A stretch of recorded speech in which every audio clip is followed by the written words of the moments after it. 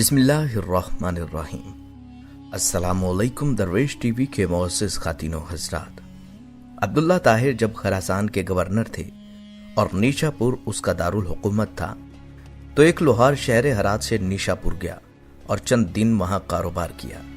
फिर अपने अहलो अयाल से मुलाकात के लिए वतन लौटने का इरादा किया और रात के पिछले पहर सफ़र करना शुरू कर दिया। इन्हीं दिनों अब्दुल्ला ताहिर ने सिपाहियों को हुक्म दे रखा था कि वो शहर के रास्तों को महफूज बनाएं ताकि किसी मुसाफिर को कोई खतरा लाहक न हो। इत्तफाक ऐसा हुआ कि सिपाहियों ने इसी रात चंद चोरों को गिरफ्तार किया और अमीर खरासान अब्दुल्ला ताहिर को इसकी खबर भी पहुंचा दी। लेकिन अचानक इनमें से एक चोर भाग गया। ये घबराए, अगर अमीर को मालूम हो गया कि एक चोर भाग गया तो वो हमें सजा देगा। इतने में उन्हें सफर करता हुआ ये लोहार नजर आया। उन्होंने अपनी जान बचाने की खातिर इस बेगुनाह शख्स को फौरन गिरफ्तार कर लिया और बाकी चोरों के साथ उसे भी अमीर के सामने पेश कर दिया। अमीर खरासान ने समझा ये सब चोरी करते पकड़े गए, इसलिए मजीद किसी तहकीक के बगैर सबको कैद करने का हुक्म दिया जाए। नेक सीरत लोहार समझ गया कि अब मामला सिर्फ अल्लाह ताला की बारगाह से ही हल हो सकता है और मेरा मकसद उसके करम से हासिल हो सकता है। लिहाजा उसने वुजू किया और कैद खाना के गोशा में नमाज पढ़ना शुरू कर दी। हर 2 रकत के बाद सर सजदा में रखकर रिकत अंगेज दुआएं और दिलसोज मनाजात शुरू कर देता और कहता, ऐ मेरे मालिक, तू जानता है मैं बेकसूर हूँ। जब रात हुई तो अब्दुल्ला ताहिर ने ख्वाब देखा कि 4 बहादुर और ताकतवर लोग आए और सख्ती से उसके तख्त के चारों पायों को पकड़कर उठाया और उलटने लगे। इतने में उसकी नींद टूट गई। उसने फौरन तौबा के कलेमात कहे, फिर वुजू किया और उस आहकमुल हाकिमीन की बारगाह में 2 रकत नमाज अदा की, जिसकी तरफ हर शाहो गदा अपनी अपनी परेशानियों के वक्त रुजू करते हैं। उसके बाद वो दोबारा सोया तो फिर वही ख्वाब देखा। इस तरह 4 मर्तबा हुआ। हर बार वो यही देखता कि 4 नौजवान उसके तख्त के पायों को पकड़कर उठाते हैं और उलटना चाहते हैं। अमीर खरासान अब्दुल्ला ताहिर इस वाक़े से घबरा गए और उन्हें यकीन हो गया कि ज़रूर इसमें किसी मजलूम की आह का असर है। जैसा कि किसी साहिब इल्म दानिश ने कहा है, लाखों तीर और भाले वो काम नहीं कर सकते जो काम एक बुढ़िया सुबह के वक्त कर देती है। 12 ऐसा हुआ है कि दुश्मनों से मर्दाना वार मुकाबला करने और इन्हें शिकस्त देने वाले बूढ़ी औरतों की बद्दुआ से तबाह बर्बाद हो गए।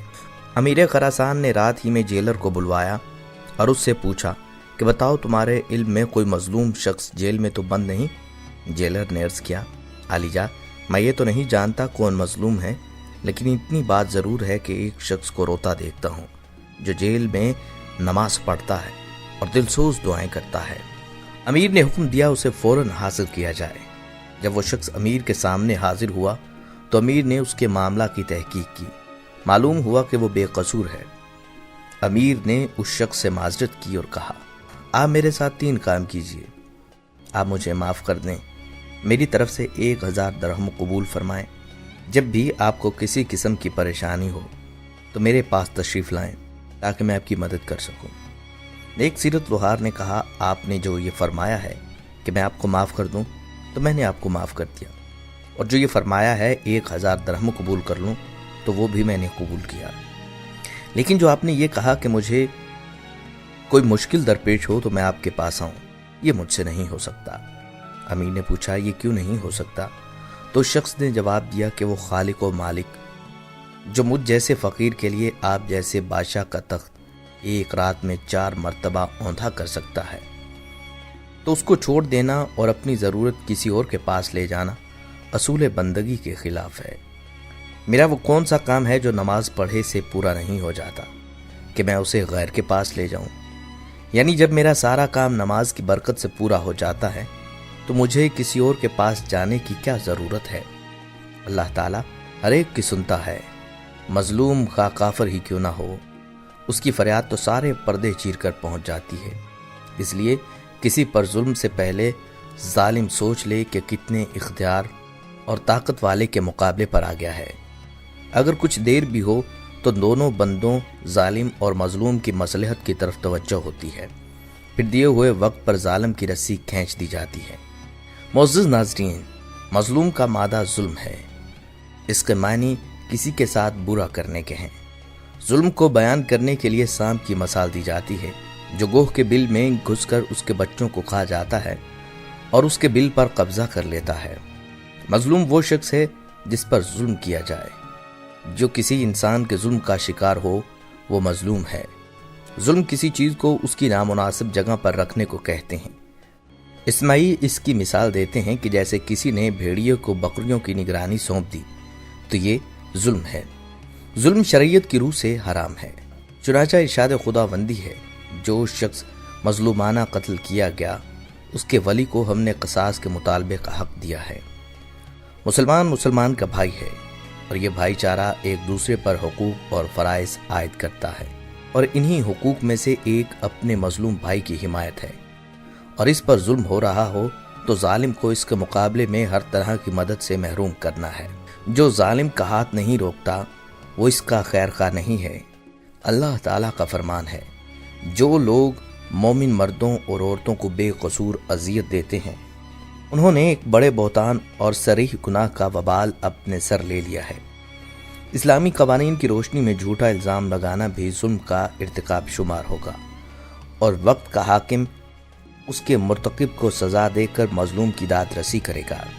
سورہ النساء میں ارشاد ہے، جو شخص ظلم اور زیادتی کے ساتھ ایسا کرے گا ہم اس کو ضرور آگ میں جھونکیں گے، اور یہ اللہ کے لیے کوئی مشکل کام نہیں ہے۔ کسی کی حق تلفی، خواہ وہ خود ہو یا کوئی انسان، اس کے والدین ہوں یا اس کا نفس، یہ گناہ کا کام ہے۔ ہر گناہ ظلم ہے، تو خواہ زیادتی حرمات کے معاملے میں ہو یا حرمت نکاح کا پاس نہ کیا ہو، دوسروں کے مال ظلم سے حاصل کیے گئے ہوں، خواہ وہ غصب ہو یا قمار بازی یا سود اور اس جیسے دوسرے حرام ذرائع، یا ناحق کسی کا خون کیا ہو، ان سب کی سزا آگ ہے۔ اللہ تعالیٰ ظلم ہی کی ایک صورت بیان کرتے ہیں۔ جو لوگ ظلم کے ساتھ یتیموں کے مال کھاتے ہیں در حقیقت وہ اپنے پیٹ آگ سے بھرتے ہیں، اور وہ ضرور جہنم کی آگ میں جھونکے جائیں گے۔ حضرت جابر رضی اللہ تعالیٰ عنہ سے روایت ہے کہ نبی اکرم صلی اللہ علیہ وآلہ وسلم نے فرمایا، ظلم سے بچو کیونکہ ظلم قیامت کی تاریکیوں میں سے ہے۔ حضرت ابو ہریرہ رضی اللہ تعالیٰ عنہ سے روایت ہے کہ رسول صلی اللہ علیہ وآلہ وسلم نے ان امور کا تذکرہ کرتے ہوئے جن میں آدمی ظلم کا ارتکاب کرتا ہے فرمایا، بے شک تمہارے خون، تمہارے اموال، تمہاری عزتیں اور کھالیں تم پر اسی طرح حرام ہیں جس طرح آج کا دن، یہ مہینہ اور یہ تمہارا شہر حرام یعنی حرمت والا ہے۔ رسول اللہ صلی اللہ علیہ وآلہ وسلم کا فرمان ہے، جس نے ظالم کی مدد کی تاکہ اس کے باطل کو حق ثابت کرے تو اس سے اللہ اور اس کے رسول صلی اللہ علیہ وآلہ وسلم کا ذمہ ختم ہو گیا۔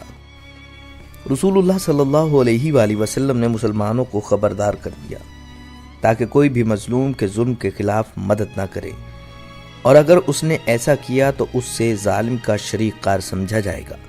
قرآن کریم میں اللہ تعالیٰ نے ظالموں کی جانب جھکاؤ رکھنے پر متنبہ فرمایا ہے، ان ظالموں کی طرف ذرا نہ جھکنا ورنہ جہنم کی لپیٹ میں آ جاؤ گے، اور تمہیں کوئی ایسا ولی و سرپرست نہ ملے گا جو خدا سے تمہیں بچا سکے اور تم کو کہیں سے مدد نہ پہنچے گی۔ دعا ہے کہ اللہ تعالیٰ ہمیں ظلم سے بچنے اور مظلوم کی مدد کرنے کی توفیق عطا فرمائے، آمین۔